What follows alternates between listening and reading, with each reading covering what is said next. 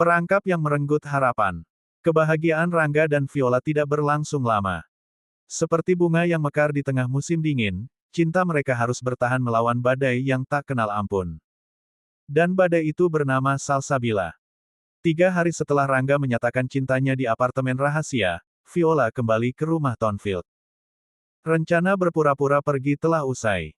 Alfred dan tim keamanan telah mengumpulkan cukup bukti untuk melaporkan Salsabila ke polisi. At least, itulah yang mereka pikirkan. Pagi itu, Viola sedang menyapu teras depan ketika sebuah mobil mewah berwarna hitam berhenti di depan gerbang. Bukan mobil Rangga. Dari dalam mobil itu, turun seorang pria berjas tegas dengan koper hitam di tangan. Wajahnya asing, langkahnya penuh percaya diri. Selamat pagi. Saya mencari Miss Viola Kusumawati, kata pria itu dengan logat Inggris yang kaku. Viola mengerjap. Saya Viola. Ada yang bisa dibantu. Pria itu mengeluarkan sebuah amplop coklat dari kopernya. Saya pengacara yang mewakili Nyonya Salsabila Arman. Klien saya mengajukan gugatan terhadap Anda dengan tuduhan pencurian dokumen rahasia dan pencemaran nama baik. Viola terpana. Tangannya yang memegang sapu hampir terlepas. Apa? Saya tidak mencuri apapun. Pengacara itu tidak terpengaruh. Ia menyodorkan amplop coklat itu. Ini surat panggilan pengadilan. Anda memiliki waktu 14 hari untuk menunjuk kuasa hukum. Jika tidak, klien saya akan meminta putusan default. Tapi, selamat pagi. Pengacara itu berbalik dan masuk kembali ke mobilnya. Viola hanya bisa terdiam, memegang amplop coklat itu dengan tangan gemetar. Ia membuka suratnya dan membaca. Tuduhannya absurd, Salsabila mengklaim bahwa Viola telah memasuki rumah Salsabila di Paris, mencuri dokumen pribadi, lalu menggunakannya untuk memeras Rangga. Semua itu tidak pernah terjadi. Tapi Salsabila memiliki bukti palsu, dokumen yang dibuat seolah-olah Viola yang menandatanganinya. Astaga, bisik Viola. Ia segera berlari masuk ke rumah, mencari Rangga. Pria itu sedang berada di ruang kerja, menelepon seseorang dengan nada serius. Begitu melihat Viola yang pucat pasi, Rangga segera mematikan telepon. Ada apa? Salsabila menggugatku. Viola menunjukkan surat itu. Dia bilang aku mencuri dokumen rahasianya di Paris. Rangga membaca surat itu, dan wajahnya berubah merah padam oleh amarah. Wanita itu gila. Aku akan menghubungi pengacaraku. Kita akan melawan. Tapi ketika Rangga menelepon tim hukum Aldebaran Group, jawabannya mengejutkan. Pengacara terbaiknya, Sebastian Cole, sedang tidak tersedia. Ia sedang menangani kasus besar di Pengadilan Tinggi London. Pengacara lain dalam tim itu juga memiliki konflik kepentingan, beberapa dari mereka pernah mewakili Salsabila di masa lalu. Kita kena perangkap, gumam Rangga. Salsabila sudah menyiapkan ini sejak lama. Dia sengaja memblokir aksesku ke pengacara terbaik. Viola duduk di kursi di seberang meja Rangga. Kepalanya pusing. Gugatan hukum di London, di negeri orang, dengan biaya pengacara yang bisa menghabiskan tabungan seumur hidupnya, adalah mimpi buruk yang nyata. Berapa biaya untuk menyewa pengacara? Tanya Viola pelan. Untuk kasus seperti ini. Setidaknya 50.000 pound untuk retainer awal. Bisa lebih. Viola menutup mulutnya dengan tangan. 50.000 pound. Itu lebih dari 2 miliar rupiah. Uang sebanyak itu bahkan tidak pernah ia bayangkan dalam hidupnya. Aku akan membayarnya, kata Rangga tegas. Tidak. Aku tidak bisa menerima itu. Viola, ini karena aku. Salsabila melakukan ini karena dia ingin menyakitiku. Kamu hanya korbannya. Tapi. Tidak ada tapi. Rangga berdiri, berjalan ke jendela. Aku sudah memutuskan. Aku akan menyewa pengacara terbaik di London untukmu. Kita akan melawan Salsabila di pengadilan. Aku sudah lelah menjadi korban. Viola menatap punggung Rangga yang tegap. Ada kemarahan di sana, tapi juga ada ketakutan. Rangga takut kalah. Takut kehilangan Viola. Takut Salsabila kembali mengendalikan hidupnya. Rangga, panggil Viola lembut. Aku tidak ingin kamu menghabiskan uangmu untukku. Ini terlalu besar. Rangga menoleh. Matanya merah, tapi bukan karena menahan tangis, karena menahan amarah. Kamu pikir uangku lebih berharga dari dirimu. Kamu pikir aku akan membiarkan wanita itu menghancurkanmu seperti dia menghancurkanku? Ia berjalan mendekat, berlutut di depan Viola, menggenggam kedua tangan gadis itu. Dengarkan aku, Viola. Aku sudah kehilangan terlalu banyak dalam hidupku. Aku tidak akan kehilanganmu. Tidak sekarang. Tidak pernah. Air mata Viola jatuh. Ia membenci dirinya sendiri karena lemah. Tapi di saat yang sama, ia merasa begitu dicintai, sesuatu yang tidak pernah ia rasakan sejak ayahnya meninggal. Baiklah, bisik Viola akhirnya. Tapi suatu hari nanti, aku akan mengembalikan semua uangmu. Aku janji. Rangga tersenyum, senyum yang menghapus semua rasa takut di hati Viola. Aku tidak butuh uangmu, Viola. Aku hanya butuh kamu. Tanda hubung tanda hubung tanda hubung. Sore harinya, Rangga berhasil mendapatkan seorang pengacara, Michael Harrington, seorang litigator senior yang terkenal tangguh namun juga mahal. Michael datang ke rumah Tonfield untuk bertemu dengan Viola. Kita harus jujur satu sama lain, Miss Viola, kata Michael sambil membuka catatannya. Kasus ini tidak mudah. Salsabila Arman memiliki sumber daya hampir tak terbatas. Dia telah mempersiapkan ini selama berbulan-bulan. Dokumen-dokumen, bukti, yang dia miliki sangat meyakinkan, setidaknya di atas kertas. Tapi itu semua palsu, kata Viola. Saya tahu. Tapi di pengadilan, yang penting bukan kebenaran mutlak, tapi apa yang bisa dibuktikan. Salsabila memiliki dokumen dengan tanda tangan Anda. Apakah Anda pernah menandatangani sesuatu di atas kertas yang tidak Anda baca? Viola berpikir keras. Lalu ia teringat sesuatu. 2 minggu lalu, ketika ia masih berpura-pura pergi, Salsabila pernah datang ke apartemen rahasia dengan membawa selembar kertas. Wanita itu bilang itu adalah surat pernyataan bahwa Viola bersedia meninggalkan London secara sukarela. Viola menolak menandatanganinya.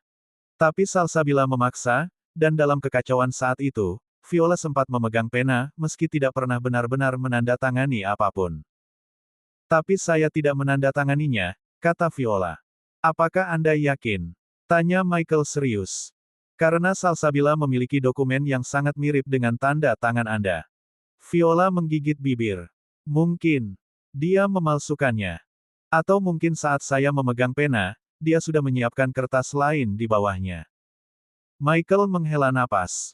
Itu yang akan kita buktikan. Tapi kita butuh bukti forensik. Butuh waktu.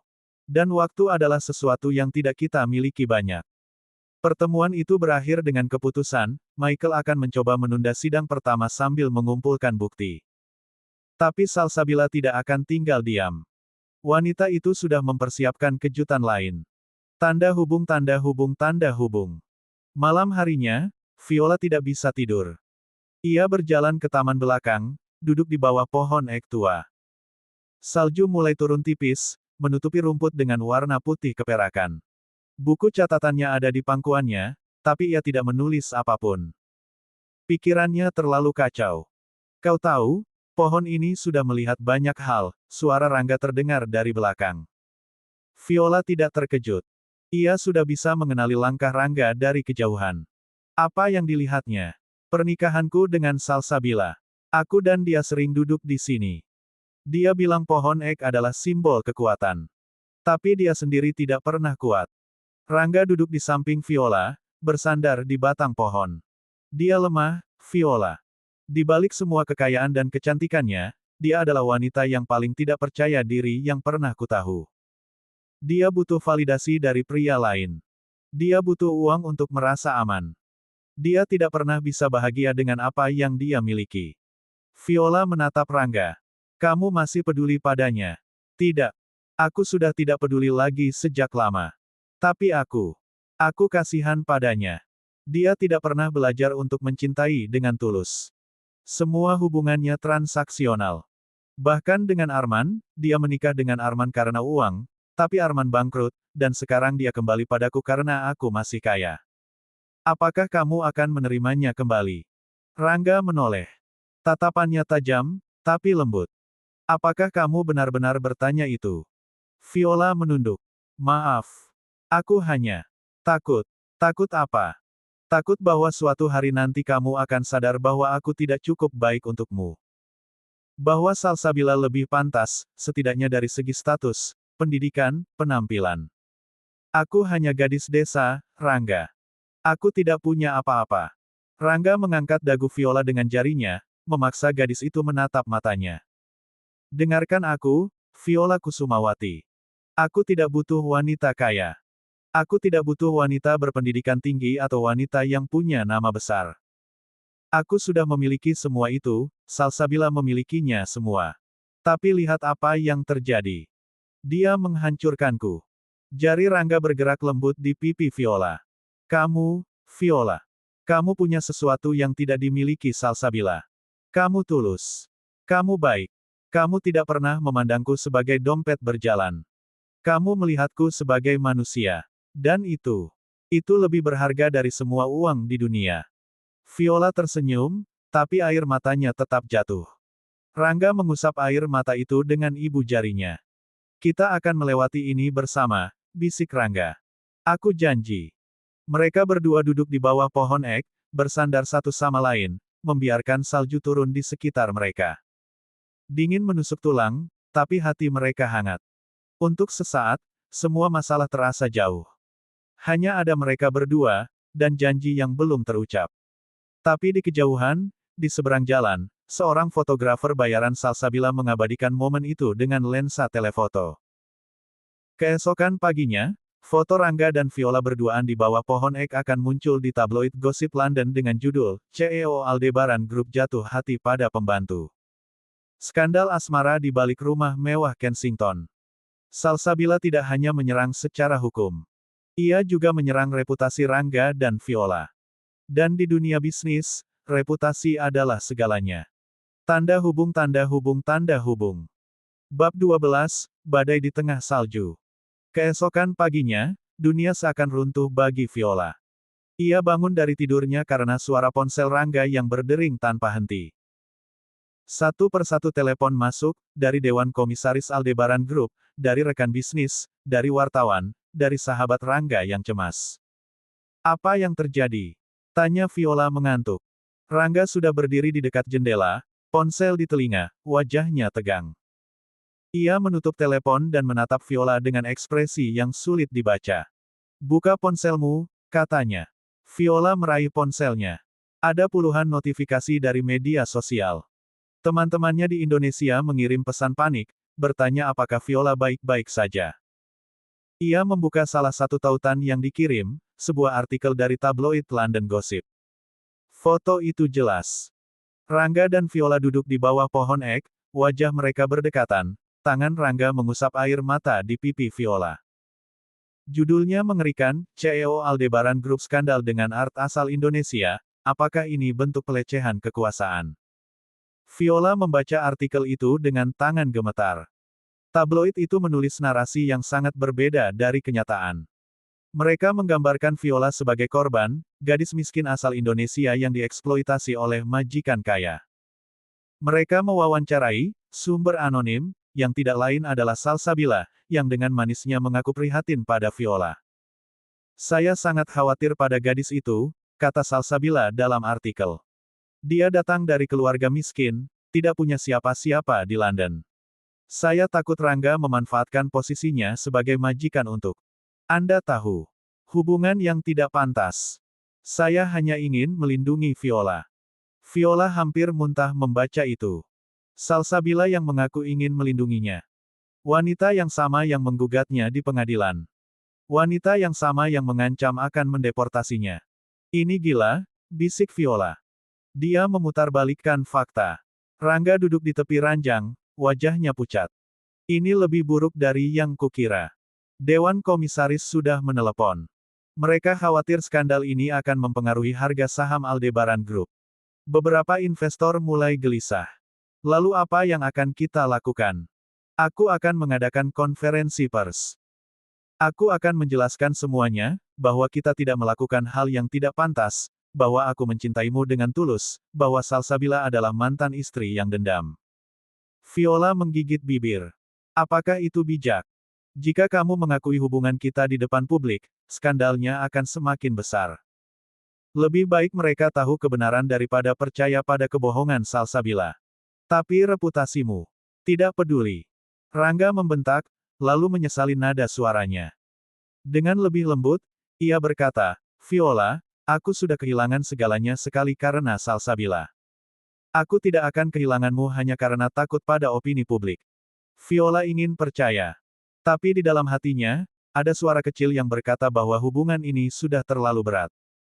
Bahwa mungkin lebih baik ia pergi, kembali ke Indonesia, menyelamatkan Rangga dari skandal yang lebih besar.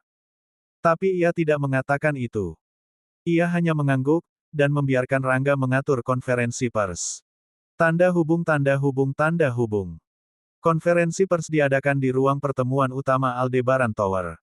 Puluhan wartawan dari berbagai media memenuhi ruangan itu. Kamera televisi menyala, lampu blitz berkedip-kedip. Rangga berdiri di podium dengan jas hitam rapi, wajahnya tenang meski hatinya berdebar kencang. Viola tidak diizinkan hadir, Rangga ingin melindunginya dari sorotan langsung.